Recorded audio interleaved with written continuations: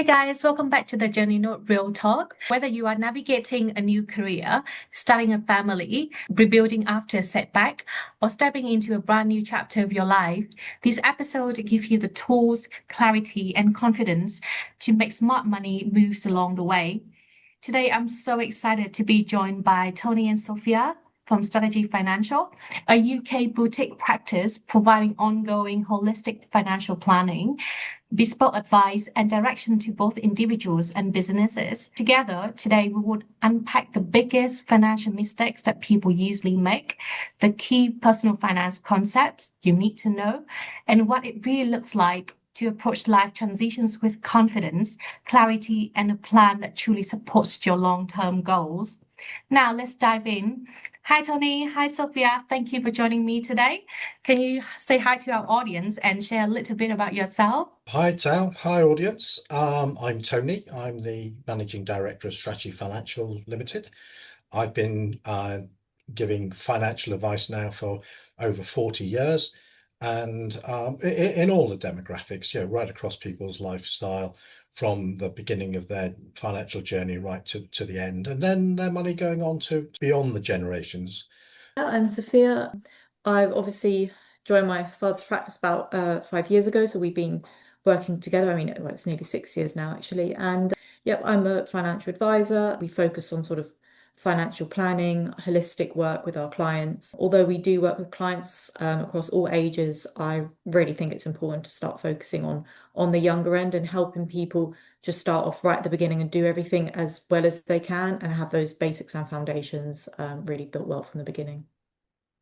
Amazing. Thank you, Sophia. So I think let's dive into all of our questions for today. And I'm so looking forward to all these. What are the common mistakes that young people usually make in their personal finance from your own experience? And especially for Tony, you've got 40 years of experience in this area. So you probably come across a lot of different scenarios, right? Yeah, sure. I mean, firstly, let's look at the demographic that we're speaking to today. So these are what I would refer to as youngsters, young professionals. They've left home, or maybe not left home, but they've gone to university, come out of university, or indeed going into and coming out of university, and they're just starting on their professional careers. So they're probably in a situation, having been to university and living at home, where they've had no money before. To Mm. have their own money now is really quite exciting, really, because all of the things that they may have wanted to do when they were younger, now they've got the ability to do that. And, we might be talking here about somebody that's just left university, got a good job, maybe in the city or something like that. We are talking of professionals, so those could be accountants, lawyers, all sorts of people like that, medical professionals and all of that. So what we're looking at here is somebody that's in that situation. And also it might be somebody where often people come out of university with a partner, and they both that you've got a couple starting on that journey together, and they may start renting property together, living together, that sort of thing. So it could be the journey of starting the journey as an individual, or it could be starting the journey of a young couple just getting together. Okay, so that's the demographic that I'm speaking of now. So what are the biggest problems that they have? Well, just as I've said, you've got one or two people now with a relatively big income that they've never been used to before.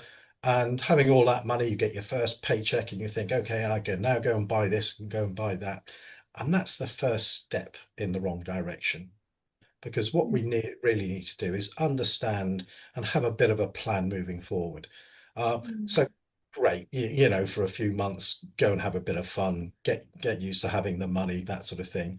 But with that comes a responsibility of looking after that money and then starting off your journey in life appropriately, and not squandering that money. And I've seen all sorts of people, and I'm sure many of you will have seen people where they've got all of this money together and they just go out and have nothing but a good time, Friday night, Saturday night, end of work, all of that sort of thing, and they spend that money. Fantastic. That's great. Okay. What they should really be thinking about is looking at saving some money for the future, because all sorts of things can go wrong. So what I would be suggesting there is we work on focus on cash flow, okay, Mm. and at least have an understanding of what you're spending it on, and why you're spending it, okay, because our finances, our expenditure normally falls into three categories, and I normally refer to this as a Mercedes concept, okay, and we all know the Mercedes star, okay, which is really the whole split into three thirds, okay, and if you can imagine each of those sections, one being essential expenditure, okay, that we've got to spend, our mortgage payments, our rent, our groceries, living, all of those things that we have to spend. We've got no choice in spending. Okay. That said, we do have a little bit of choice of what they may be. So, we might shop around for our utilities. We might have the cheapest mortgage. We might say, okay, well, I can go and live in a lovely apartment and spend a lot of money on it, or I might spend just a little bit less and not have such a luxury apartment and then save a little bit more. So there's the degrees of those expenditure. But so those three would be the essential expenditure, then lifestyle. Hey guys, we've got to have a bit of fun in life, haven't we? And to start work and then have some money and not enjoy a bit of it. So let's allocate some of that to our lifestyle and making sure that we do have a good time. Okay. But let's not go over the top either. And then we have another third, okay, which I would say goes to investment. And that can be any kind of investment. It can be, into a bank or building society. It could even be a mortgage payment, because that in a way is an investment, all of that sort of thing. But that's what I would suggest. Now, that said, what we need to do first, though, is what happens if anything goes wrong? Okay, because we start off and we've got nothing. So what we need to do first is understand what our essentials are, okay, and then build an emergency fund. Put some cash in the bank. It doesn't have to be clever. It can just be on a deposit account. Don't be, too concerned about what it is. But what we need to do there, first off, is build an emergency fund, and that emergency fund should be between 3 and 6 months of our essential expenditure. So work out what your essential expenditure is. And then, so that might come to, I don't know, 1,500, £2,000 a month. Then your emergency fund should be between, what's that, so that's £6,000 and £12,000. That's your initial objective. Okay. That gives you your safety net. Okay. Now, after that, what we need to do is build our longer term savings. So once that's dealt with, then we need to look at what our future objectives are. Okay. And I would suggest that you start looking even at retirement and financial independence. But what I'm going to do now, Tao, I mean, I think I've answered that first part of the question, but something that Sophia does and she excels at is actually looking at those future objectives. So let me hand over to Sophia so she can go through setting those objectives and understanding what they are. Yes, so one of the key mistakes that people make, I think, is, as Tony said, going straight into things and not thinking what is their goal, their future goal, their objective. And Mm. that's something that we do every day. A lot of clients come to us and say, I would really like this product, or this is what they think is what we'd recommend for them. And we say, wind it back. What do you need in life? What do you want? What makes you happy? What do you there might be things that they need that don't make them happy, that they need to resolve overall. And then we Mm. look at, especially if you are sort of on the younger side, we'd be looking at more sort of short-term goals. So it could be, what do you need to do in the next week? It could be three Mm. months, it could be a year. There could be something really sort of urgent that needs to be put into place. So the goal, for example, and that, or the objective would be, if you did have a young family or you did have a liability, it might be, I want to make sure that my family is okay. I want to Mm. protect my children. That's the kind of goal we're looking for. It could be, I would like to get married, or I'd like to purchase an engagement ring, or I would like to buy a house. And then my question would be, okay, when would you like that? And Mm, those kind of questions and those goals are what really then leads the discussion about what you need to actually do. And everybody's objectives are different. And there's no sort of pressure if it sounds like it's different than what I've just said or different from somebody else. mm, And equally, these are going to change. So don't think, I've said I wanted to buy a house in 5 years and that's what I have to do. Of course, things are going to change. And of course, a lot of the objectives we ask are, what would you like to do nearing retirement? What would you like to do in 30, 40 years' time? And of course, things are going to change at that time. But if you start thinking about it now and putting something in place, you can easily change the route along the way. So that's really important. So we're looking at objectives. So have a think short, medium, long term. Short term could just be a holiday, it could be replacing your car. And then medium term, it could be house purchases. And then long term is something that we look at specifically is financial independence. So in other people's words, that might sound a little bit like retirement or early mm. retirement. Financial independence can be at any time. It essentially means you don't have to work. You can work if you choose to, or that you simply have the independence to do what without depending on it could be work or it could be a person or it could be a property, just knowing that you have what you need. And this is usually supplied by something called passive income. So you know you've got your money coming in without you having to do anything. So Mm. that's the sort of objectives we look for. And yeah, that really sort of establishes, now we might say, okay, what financial products do we need to put in place to help you do that? Or how would your cash flow need to change to help you do that? I really love your point around setting goals and people's lives. Like each of us have our own life, right? And everyone's life is different.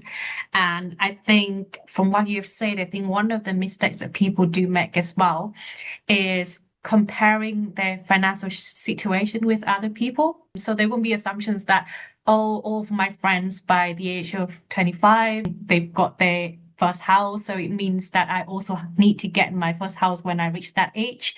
But actually, to your point earlier, it's really about, what are our own personal goals that we want to achieve in life? What actually makes us happy? And then you're going to build, your own personal finance around it to make sure that you achieve what make you happy. And sometimes they are not necessarily the things that other people have achieved, right? Honestly, it's actually normally quite different when people actually drill down to what they like and what is important to them. We get Mm, very different answers. They might come in and say, "Oh, this is what I think I have to say," and it's like, "No, no, no. What's actually important to you? What makes you happy?" mm, Some people say, "Oh, I love working. I've found my perfect job. I want to do this forever." Great. At that point, we'd think about, okay, how do we protect your income or protect your health if something were to happen? And some people say, "Look, I don't want to work anymore. How can we sort of help myself in the future so that I don't have to do that?" Or it could just be something more minor. It could be like I want a pet. I want to be able to be in a situation where I can look after animals, or in a home that I can do that, or have the income to do it. It's completely different, and it depends on the person completely. Yeah. If you're looking after yourself as an individual, mm, if you have any health issues, you will always try and look after your health. How many people do we know they go to the gym, they eat properly, that sort of thing? So they're always looking after their health. Dental situations, you'll go to the dentist once or twice a year and have your teeth checked. And we'll always be careful about that. And we know what happens if we don't. Okay. Your car, you'll have your car serviced once a year, you'll have it MOT'd once a year. So you look after your car. Why don't people do that with their money? There's an awful lot of people just neglect their money all of the time thinking they can do it. So I would strongly recommend that they were to build a relationship with a financial advisor and have that financial coaching, and treat that advisor just like you would treat your doctor, your dentist, your mechanic, or anything like that, because they are the people that are going to help you with all of these situations. And while things are going well, that's fine. But they're the sort of people that will stand behind you, put their arm around you where things are going wrong, and help you through even those emotional decisions. And hang on, the markets have just collapsed. What do I do? Okay, help you with those emotions. So I really would suggest that, to help you with your financial peace of mind, you had a financial coach and advisor there in the background to help you. yeah, I think you spot on. I really love that you mentioned that actually. We've seen everywhere. I've seen it as well that people think they don't need financial advisor until they become a millionaires or billionaires. I've heard a lot of people saying that, oh, financial advisors are only for rich people. Can you please, from your own experience, prove to our audience that they need to change their thinking, please? Because after speaking to you and to a lot of people, and from my own experience as well, I can see how important and impactful being aware of your own personal finance situation early on in your life is, and how useful it is to have, like, personal financial advisor to be with you and educate you, not just to help you, right, but also to educate you along the way. It's super, super important that young people or those who don't have a lot of money or what they consider a lot do speak to somebody. Because I mean, the first point there is sort of what is rich to people, because that is different to every single person. So Mhm. everybody's gauge of when they should speak to an advisor is also different. And if from my actual experience, those who have done quite well, those who have a significant amount of wealth, it can depend on different sources. So that's different Mm. for everybody. It could be inheritance, it could be work, it could be anything. But a lot of the ones that have really excelled have been because they've actually spoken to us very early on. So it actually gives you the opportunity to become wealthy if you do have help from an advisor early on. So it's a bit of a chicken and the egg. Who's waiting for who to be able to then, to if the purpose is to make money and become wealthy, Mm. that's also not really the most important thing. The most important is to meet those goals, to get where you need to be healthy and happy, and to have the money that you need. And for some people, that just means having lots of money in an investment or something, or having property. But for some people, it could be, as I said earlier, becoming financially independent and not having to work. And it's also worth pointing out there are lots of different sort of schemes in place for younger people to get started. I myself, I've been trying to set something up for young people so that they don't so that they feel that there are services for them, there are propositions for them, not just for those who are older and might need to start looking at retirement and estate planning. Yes, we will look at that a little bit from early on, but Yeah. younger people, we need to focus on budgeting. We need to focus on things like pensions, starting off work, Mm. looking at, houses and things early on. It's a different type of advice. And it's also worth pointing out, financial advice isn't always expensive. People think, oh, you need to have a lot of money to be able to even speak to somebody. Mm. Um, I would say most advisors, they don't charge for initial meetings. Obviously, check and see what their policies are, but you're always welcome to, especially with us, come and have a chat as many times as you need to see if we can help you. And there are also a lot of advisors that do charge on a percentage basis. So Mm. that means that it's actually any fee is charged on a percentage of what you have. So it's not like it would be a significant investment and you'd be paying the same as somebody who were to be more well off. But yeah, that just depends on the advisor and the proposition that's, worth looking into before you make that decision. Yeah, but if you do it, on your own, it's likely that you're going to make a loss, right? If you, especially for people who don't have any background in finance, don't know about all of these personal finance concepts, then it's likely that they will make costly mistakes. There's lots of different ways to look at the value of financial advice. You could look at it on a monetary basis, or there are lots of clients, it's simply the peace of mind. I'm Mm. sure a lot of you guys out there, you are busy or you Yeah. are worried about money or both. And that's something that is really nice to be like, oh, I've got somebody who will sort that out. I can just give them a call, they'll help me out, or I know that it's being looked at and I don't need to worry about what's on the news and things like that. That's something that we definitely help people out with. Yeah, and especially for people, as I said, if the personal finance or finance in general is not their strength, right? They can literally give it to the financial advisor and they can use their time on the things that they are good at to make more money, create more revenue, right? And then leave the rest to the financial advisors. Having a personal financial advisors would help you to save a lot of time, but also it's about helping you build the right habits from the early on. With So coaching, you yeah, have the coaching right as well as habits advising. throughout your life, right? That's a long-term investment. And it's like you paying for like a finance course. There's a little bit of a caveat here, Tao, in that that is the way that we work.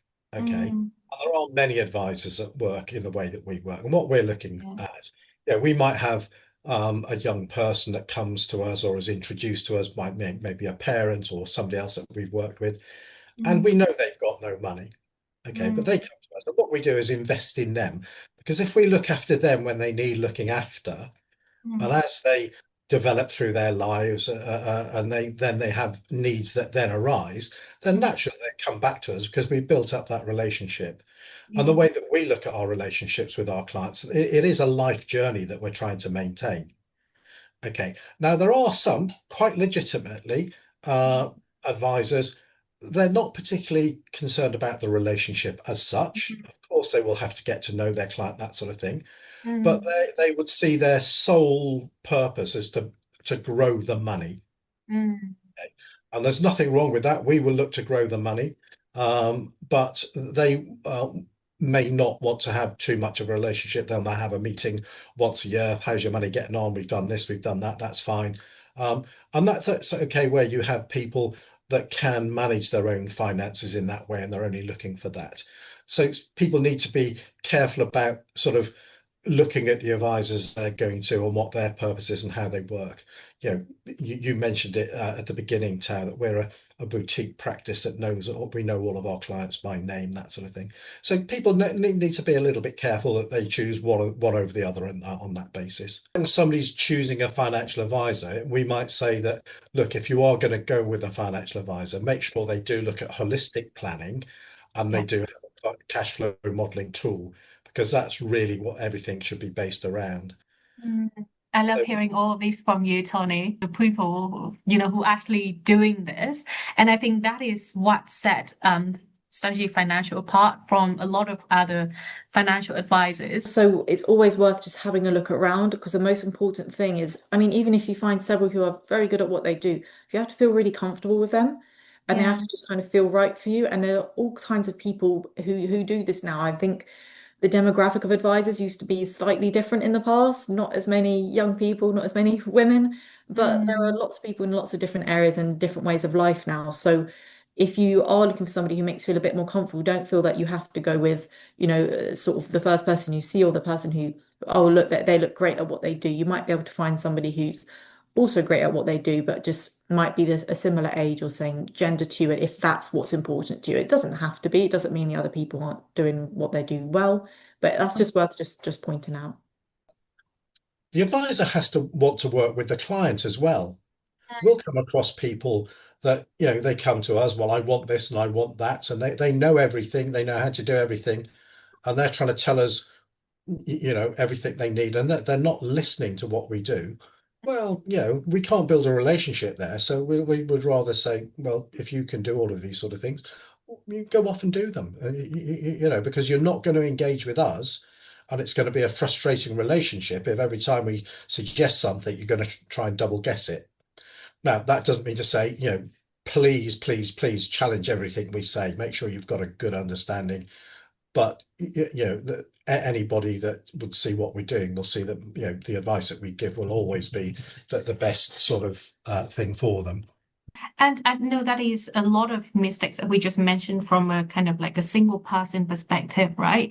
But when you have your partner or for, all the couples, what are the common mistakes that you have seen? I have a few in mind that I have seen. So, for example, in a few cultures, personal finance is a very sensitive topic, and people avoid talking about that. And usually, when people avoid talking about that, it will become an issue later down the line. Not maybe not, at the very early stage of the relationship, but further down the line, then it will lead to a lot of, problems. So I know a lot of couples where they're gonna split, 50/50s in any kind of purchase, or they have that one account that they all chip in into that one account for expenditure, etc.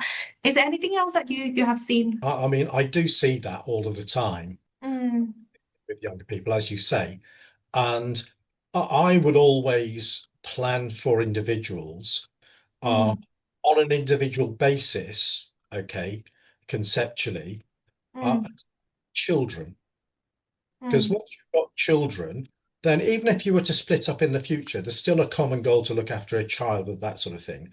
So I would suggest that people have common goals, okay, mm, but they can be separated if needs be. And I would design a financial plan for them with that in mind, okay. mm, But both of those plans can fit together. I always make sure I met them as a couple, okay, and encourage them to work together. We all need shelter, we all need food, we all need warmth, that sort of thing. So just so taking that onto a more focused basis, I would say that looking at people and their lifestyle in general, they all need somewhere to live. Okay, so let's make sure that we've got, one of our objectives is to have our home. Then we need to be able to pay our bills, so get our cash flow ready. Okay, Mm, and then we've spoken about financial independence. Well, what does that mean? Well, I can sort of quantify that very crudely. Let's mm, say somebody needed £25,000 a year to live on. Okay, mm, covers their essentials and some lifestyle, that sort of thing. Well, if I had a pot of money that was going to generate that amount of income, what would that look like? Okay. So if I need £25,000 a year, let's say I get a return of 5% on any capital. So how much do I need to give me £25,000? So I would need £500,000. Okay. So long as I only spend that £25,000 in each year, I can live forever on that £500,000. Okay. So that means I don't need to work anymore. I'm financially independent. Obviously, I would need my own home unencumbered, no mortgage. So I own that. So I've paid my mortgage off. And then maybe I need a little bit more money to replace my car each year, what have you. But that would be my objective for a couple to start doing that.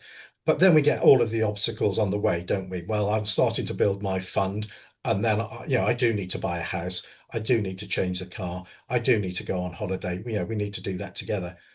And unless you've got that sort of long-term loose objective, there's every chance that you're going to go and spend all your money and spend all your life living hand to mouth. Not a good position. yeah, I think as we're talking about this, right, obviously, I think it's very clear that like personal finance, it can either make or break the relationships in a lot of scenarios. Not everyone get taught or get the sufficient knowledge about personal finance that can help them in their relationships. What are the key personal finance concepts that people need to know? Okay. Well, one thing I would say first off, it's quite easy for a couple if they're clever, because if they were to say, we will live off one income and save the other income, then anything that might arise in the future, then if they're only relying on one income and somebody's, has an illness or other things happen, they know that that second income has been there for saving, and then the first income is there for living on. So that will always be their safety net. And if anything goes wrong with any one of them, then all that means is their future savings program is on pause, not their life. Mm, Okay. But that said, I would suggest that particularly when people leave university, leave school, and take on their first job, all they're thinking of is getting a job and working for their employer, okay, mm, as opposed to having an income. mm, Okay. And what do I mean by that? Well, just working for somebody as an employee is only one source of income. I'd mm, like people to consider two types of incomes with two subsets there of what they can do. So there's an active way of earning an income and a passive way of earning an income. So the active ways, hands-on, having to do things, okay. Number one is the job, working as an employee for an employer and getting paid a wage for a fair day's work. Okay, great. And we can work on that basis, and that's often how people become established. Then maybe some people will be happy to do that for the whole of their life, and they need to be careful there that they are saving so they can stop that work at some point. But then there's the other active way of generating income, and that's running your own business. Okay, mm, a bit more risk there, but if you've worked for a little while, understood that you prefer not to work for an employer, you've saved that buffer, that bit of savings, so you know that you've got income to, while you might establish that business. So then you've got a business to have, and you can do both. You can have a job, you can have an earned income working for your own business, or you can still work for another business and do another sort of sideline job on that basis. But those are the two active ways of earning money.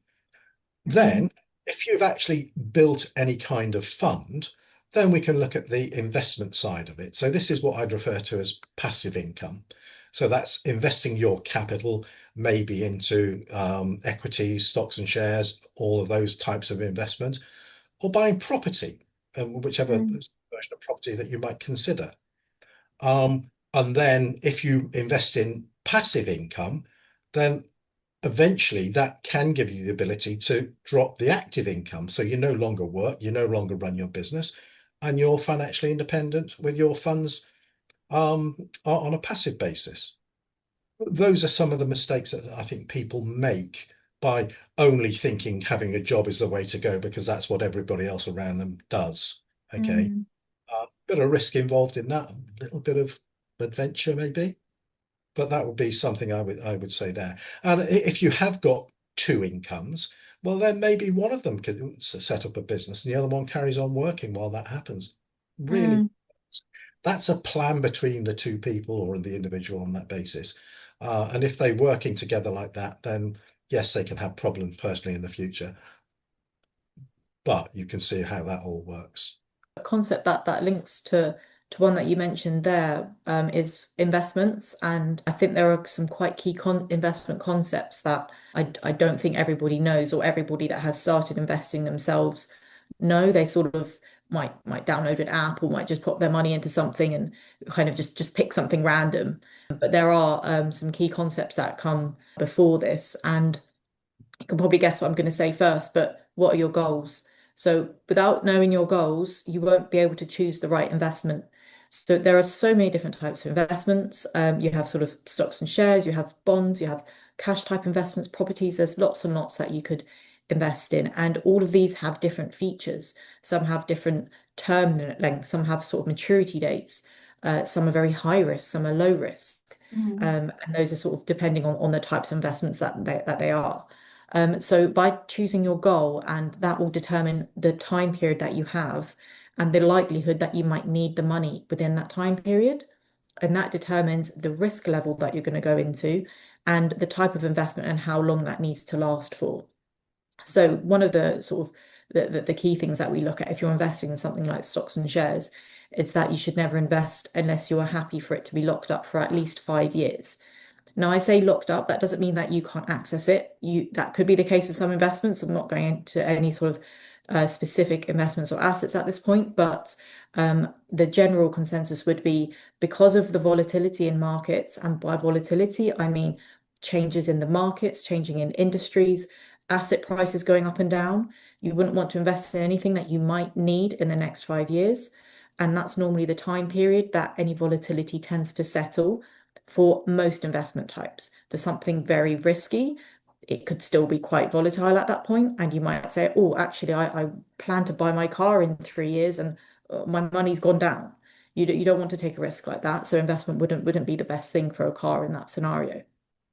However, there are lots and lots of other products that are suitable if you did want something more short term.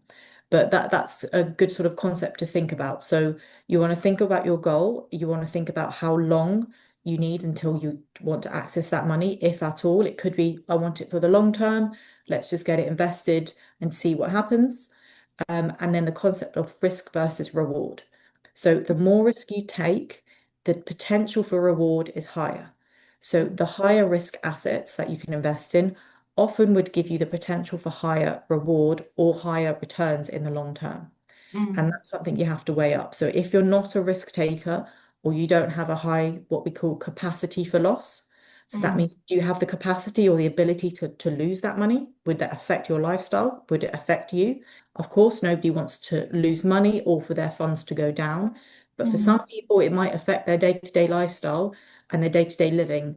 And that is where you might not have a high capacity for loss, which means you shouldn't really be taking as much of a higher risk. Depends completely on everybody's situation, your goals, your scenario, everything's different for each person. And that's something that needs to be analysed carefully before investment, which is why I'd always say, take a bit of care about what you're doing before you make any sort of jump into something like that. For us, it's really kind of tells us about how you control your emotions in investing. I think a lot of people, because they are not aware of their risk appetite, so that is where they fall into the trap that they get nervous or they get really stressed when their portfolio is not performing well for a short time period. To be able to control our emotions during investing and make the wrong decisions, we need to be very aware from the very beginning that what our risk appetite is. I think moving on to the next part of the conversations which we usually have is to talk about the real life scenarios. So I think let's say, for example, there is a young man. He just sadly recently lose his job. What are the steps that he can do from your own experience to stay secure until he finds, his next job?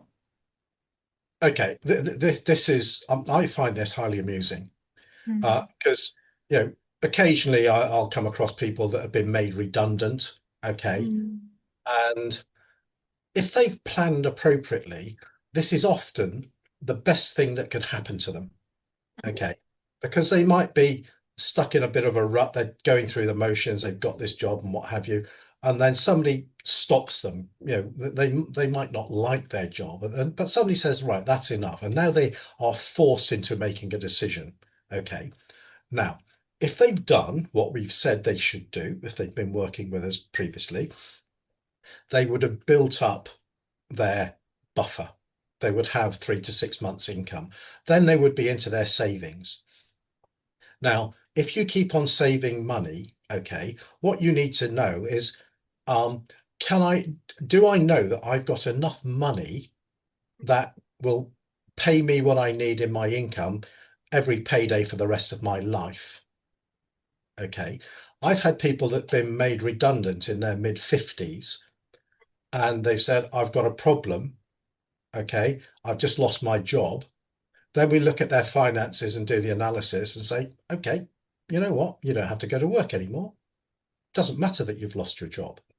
So there's Mm. how far along are you in the journey of building your financial independence? If you're this end, not that far in, as long as you've got your buffer and you say, okay, well, I need £3,000 a month to live on. I've got £60,000 in the bank for my future savings. I've got 2 years. Mm. Okay, I'll probably live on £2,000 a month and it'll probably last a bit longer, but I don't have to worry about it.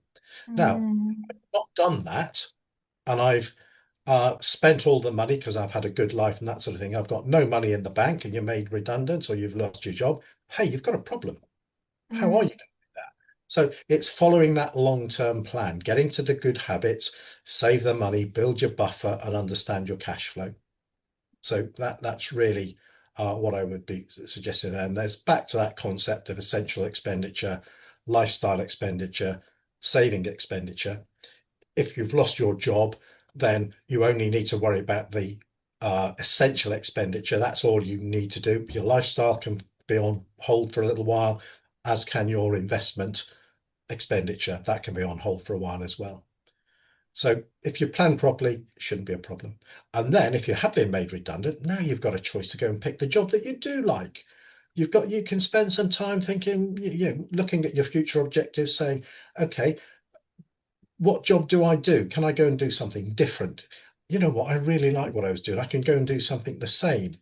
But you've got time to pause on that. Or do you know what? I only want to work 3 days a week because I only need to make X amount of money because I'm part way on my journey and I've saved a lot of money. So that can be a pretty good place to be if you look at it in the right way. If your glass is half full and not half empty, then that's not such a bad thing. I think it's definitely like for our audience who, before this episode, thinks that personal finance is hard. It is not, right?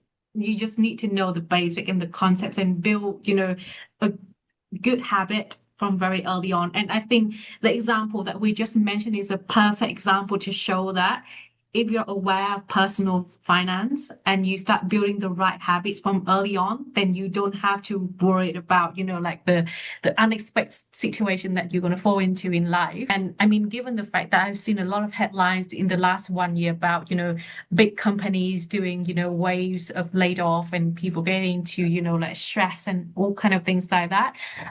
To your point, Tony, like if they do know about personal finance, then they will see this as an opportunity or even, some time for them to reflect on the next step. Nice one. And I think the last example that I would like to go through is for a couple who are preparing to have their first baby. So how can they financially prepare for the pregnancy, birth, and the first year of their childcare based on your experience? Because I know that in the UK, but also in many other parts of the world, having, a child is quite expensive, to be frank.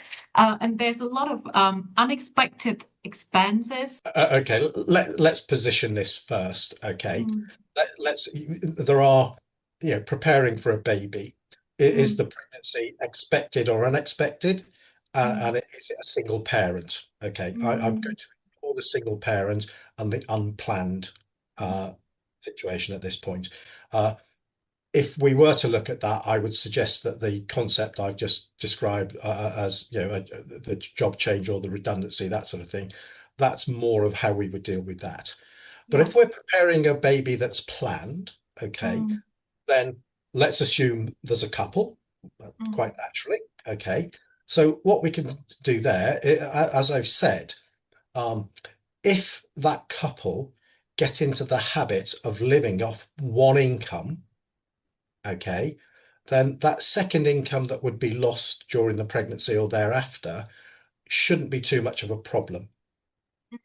Okay, so um, but it's planning to make sure. So you've got that situation, but also having two incomes. If you're saving one up until when the baby would come along, then you would know that you've got a buffer in the bank to live on, and you could live off one income. And that's fairly easy to plan. Okay. Uh, but then you need to know your cash flow. How much are you going to spend? If there's another mouth to feed, albeit a small one, then you still need there's some extra expenditure. So I would take everybody back to the cash flow planning. Look at your cash flow, look at the situation, and say, okay, well, now we've got X amount of savings in the bank. We're going to have one income. How are we going to manage for that situation? And then again, you've also got the situation with, will mum go back to work, or will mum be a stay-at-home mother and look after the child? These days, often mum has to go back to work because it's not been planned properly. Okay. Um, and let's not get this wrong either. Some mums want to go back to work, and quite rightly too, if that's their choice. Some mums don't want to go back to work; they want to stay at home. Let's throw into the mix that it might be that dad wants to stay at home and look after the child, and mum wants to go back to work. Okay, mm, who knows, if somebody has so much money, then nobody goes back to work or whatever. But this is all down to the cash flow planning, the amount of savings that you make, and then knowing what your future cash flow would be like. So again, that's what I'd be saying, you would look at on that basis. Something that Sophia would know a little bit more about are, other benefits and protections. So maybe I'll pass that over to Sophia to answer those questions. There are some aspects that are more specific to this scenario. So I think really important when you are doing this planning, you want to first of all find out potentially the benefits available from the government, then the benefits available from your work. And so I'm talking about maternity or paternity pay here. And then you want to think about what childcare benefits are available. So mm, there'll be some benefits available just for having a child. mm, And then there are also benefits for childcare and free childcare. And those are regularly changing. So you really have to keep up with what the government's policies are. It's really important. Don't rely on potentially just what is available now, because that might change. It mm, depends on the child's age going forwards as well. So that's really important to look at. You want to look at the childcare costs because those are very, very high at the moment. And then there's also the tax relief issue or the tax issues that can be linked to this. So there is a situation where if you earn over a certain amount of money, you then are not allowed to have as much benefit from the government because they deem you as earning over a certain amount. So really important to sort of look at that. And then I would say to speak to an advisor because there are ways you can sort of look at that and be able to reclaim those benefits. Um, but that's something I'd really focus on. And something else to put into place or to plan for is unfortunately potentially the worst and the sort of the sad case scenarios. And that's something that we always have to plan for. And it's obviously tricky discussions to have with clients, but something that we have to bring up. And that is if something were to happen to you, your partner, or to the child. And that is putting insurance in place, as we call it protection, protecting yourselves. And there are some providers which have something called pregnancy cover and early childhood cover. Childhood cover. So don't wait until you have the child and then say, oh, now I need to get insurance. You can get it beforehand if something were to happen during pregnancy, because it can be a risky sort of period of time. And there are obviously high risk pregnancies as well. So the protection can be put into place from then. And then there's early childhood cover. And then there's child cover itself. There's so many different types. There's enhanced, not enhanced. There's life cover. There's critical illness cover. There's cover you can turn on and off once the child becomes 18. Lots of different things to look at. And remember, those things cost money as well. So you might Mm. want to plan a little bit of insurance costs right before you sort of are thinking about all of the situation. But yeah, that's just a few points to put in place that are more specific to preparing for a baby. There is another preliminary conversation to have here as well. Mm. Often a couple will get together, they may be renting, and then they'll go and um, typically get married and buy their own home and have a mortgage. Well, if somebody's just got married and then they bought their own home, it's not usually that long before they start Mm. thinking of having a family. But what have they done? They've just taken on a huge amount of expenditure on a mortgage based on two incomes. Mm. Okay. So whenever we get somebody coming to us as a young couple, starting out in life with a mortgage like that, I always say to them, look, I know you guys may not be talking about it, and often we get a little bit of a smile or a grin or something like that. It's not going to be long before you want to have a family. So let's make sure that we can make your mortgage affordable on one income. Mm. Okay. And often what we'll do there may be, say, to extend the length of the mortgage to make the mortgage payments lower, but then tell them how much the mortgage would be if we hadn't extended it, and then they can overpay. Okay. When they get to the stage when a child comes along and they lose an income, then they don't need to overpay. They can then come back to that as expected by the lender.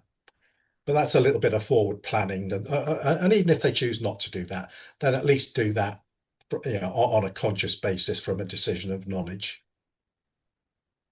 I mean, I didn't think about that before, to be frank, when it comes to mortgage rate. I think that's amazing to see how further ahead that you guys are looking at. So everything, all of the personal finance things that people need to deal with, right? They all need to be tied to their personal life event as much as possible. I mean, I know there will be unexpected things happening in people's lives, but for all the key events, if they know, kind of it's very essential that they try to tie all of those events to their personal finance situation so they can plan way ahead to avoid any kind of unnecessary headaches along the line, right? I have a standing joke in the office that I mention every now and again when clients talk to us, and I Mhm. say to the guys in the office, just remember, guys, financial planning has got absolutely nothing to do with money. Mm. It's got everything to do with your life, your planning, your lifestyle, that sort of thing. Money's just the blood that runs through the situation. We've got to make sure that we get the planning right, and then the money will deal with itself. That's definitely a wake-up call that I learned when I spoke to you, Tony, for the first time. So I really love that. Yeah, I think it's going to be useful to, have a look at the cash flow modeling that you guys have Yeah. here. So on our website we have I mean it's quite a good sort of summary of the propositions and services that advisors can offer and that we ourselves have put together. And we have one hopefully for each sort of type of person, depending on what you want and what you need. So this sort of just outlines our services, and that's us focusing on more sort of products and things like that. However, if you go to the section which proposition suits you, there are actually a series of questions that help you work out what kind of client or what kind of client you would be. So if we're looking at sort of wealth builder, for example, you might be asking yourselves a question like, how do I open a new pension, or how do I budget? How do I invest for my future goals? We have wealth manager for those who are slightly further down the line, who essentially, if you've got a bigger pot of money, or you've got invested a pot or saved a larger pot of money or a fund, this is where we then look at how to manage that more effectively. We do help with mortgages as well. So how can you save for your first home? So you don't just have to be ready and say, oh, I'd like to have a mortgage now. We can help you with actually how to save and budget for your home, and then what kind of home to buy and where to buy. We can help you with all of that. And then equally protection, which we've spoken about a little bit today, about what would happen if you have a serious illness, or if you were to die and you have any sort of liabilities left. So something that actually flows through everything that we look at is something called cash flow modeling, or forecasting. And this is super, super important, and something that advisors are becoming more and more familiar with, but something we've been using for years and years because it's really a key part of what we do. So it's a way of putting everything that we've just spoken about, and goals and investments and everything, into a chart and into a graph, and something that can easily be changed and updated regularly. So this is an example here, and this is in the context of protection. So we're looking at whether you would need an insurance policy. And you can see here, this is the cash flow modeling, and the graph here shows along the bottom are a series of bars, so that's a bar chart, and those bars signify income. And you can see the key at the bottom. So you can see green is employment income. And if you look at 2025 to 2030, for example, you can see the employment income is around sort of 50K, increasing with inflation. And then we've got other colors. So the blue is withdrawal from investments, and that's the system saying that you need to withdraw a bit from investments because you haven't quite got enough income for what you need. Brown is pensions. Yellow is a state pension that comes in, and we can set which year that would come in. And red is shortfall. And that's a really important part of our graphs. And that's what we look at years and years ahead for our clients. And we say, look, we can see something coming 30 years away. Let's do something now. Let's not wait until it's a little bit too late to invest money and be able to have that growth, and maybe looking at capacity for loss and all of that again. So this is a situation looking at protection. And in this unfortunate scenario, we're looking at the illness and death of, we've got a Jane and a John Doe test situation in here. And we've got the early illness and death of John in this particular scenario. And we have here, that means that the green bar has nearly halved, which means that we've lost John's income. Of course, you're going to have a lot more issues than just worrying about John's income that's gone if you are Jane in this scenario, of course. But then you'll be thinking, okay, what do I do now? I'm living off just my income. Your expenditure would drop a little bit. So the black line along the top, you can see it sort of going along the top of the bars. That's expenditure. So we'd always ask our clients, what are you spending every year? What do you spend on holidays? What do you spend on food? And we split the expenditure into different sections. So essentials. So that helps us work out, if something were to happen, are your essentials covered? And then we add on those lifestyle and investment costs that Tony was talking about in the Mercedes diagram. So we can see here, if John were to die early, from 2035, Jane in the situation would not be earning quite enough money to be able to look after herself, and she'd start taking money out of investments and bank accounts. That's the blue. Then she'd run out of that, and she'd start taking money out of her pension. If she were able to take money out of her pension, there are minimum ages on that. And then by her retirement age, she's run out. She's got a little bit coming in from the state pension. It's giving her about half what she needs, and she's going to have an issue. So this tells us we need to put in some protection policies in for Jane and John if they were to die or have a critical illness. And this is what happens if they pay a little bit into that policy each month. Something happened to John, you'd have a big investment pot that pay out. Either it depends on what type of product you have. It could pay out in a lump sum, and you hold it in the bank or an investment and receive an income from it. But there are different types of insurance policies, some of them give you a little bit of money over time, and you can see no red here. So Mm, that links into our software here, which is what it looks like in real time. mhm. You can then pop in your own timeline. So you can put in retire, illness and death dates we have to put in, just so we have to be realistic. Unfortunately, we have to look ahead of time. But you can put in the when you want to buy your car. You can put in when you want to buy a house, holidays, replacing the car, anything like that. You put in your timeline. It links straight into the system here, so you can see the icons at the bottom, and then Mm. those icons link straight into the system, which say, do you have enough money for those events? And that's where we put our recommendation into place. What do we need to do to fix that? It's amazing, isn't it? And it's applicable to everyone. So not just, as I said earlier, not just the people that other people think they have a lot of money, like millionaires, Absolutely. Anyone of millionaires. any This age is as well. applicable to anyone, right? And everyone will need to go through this to plan their personal finance throughout their life, And right? it helps with tax and different types of Mm, taxes. So we have an option here to look at how much tax this person would be paying. mm, So you'd be seeing as you earn more over time, is tax going to become more of an issue? And then yeah. we even look at inheritance tax, so we can see years ahead of time, is your estate going to grow enough to be affected by inheritance tax?